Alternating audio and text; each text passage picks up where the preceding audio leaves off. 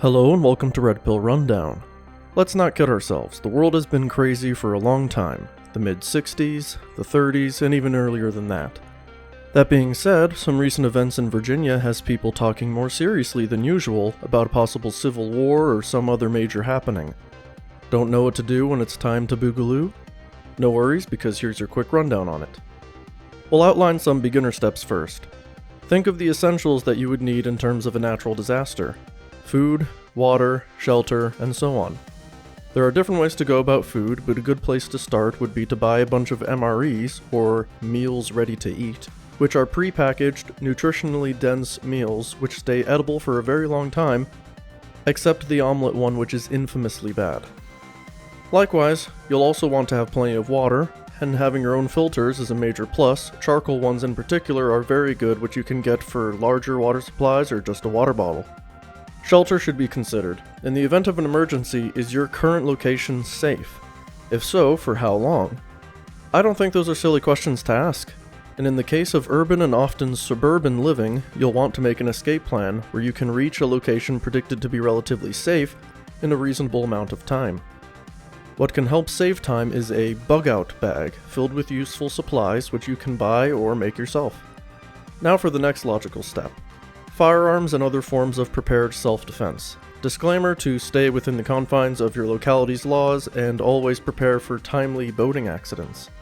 Anyways, when possible, acquire firearms that are affordable, reliable, and easy to use. Be sure to stock up on ammunition as well. If you don't have the funds to just go out and buy a ton of ammo, just buy a little every month and it'll slowly add up. Be sure to keep your ammunition in a cold and dry environment. Be sure to train with your firearms as well. It doesn't have to be a tactical class, but at least take your firearms to the range often enough that you become very familiar with their use, what kinds of ammunition they like to use, and how to correct malfunctions. If you can practice shooting while moving at an outdoor range or on someone's land, all the better. In addition, and especially for those who live in places that don't allow for the easy and legal ownership of firearms, learn a practical martial art like boxing or MMA, and everyone should do some kind of cardio.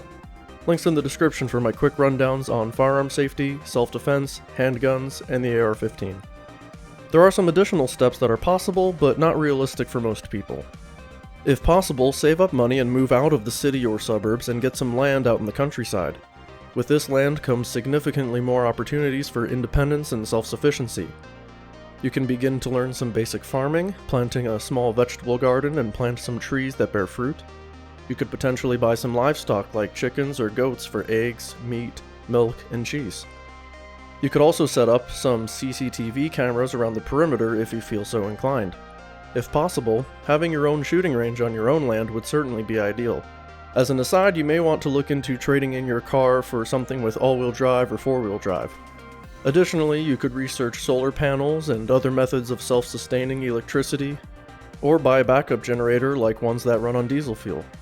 If you yourself can't afford or reasonably save up to buy land out in the woods, consider teaming up with close friends or family of a similar mind and who you trust. Perhaps you have a friend who already has land. Either way, just be sure to plan ahead. That's your quick rundown. Links in the description. See you guys in 2020.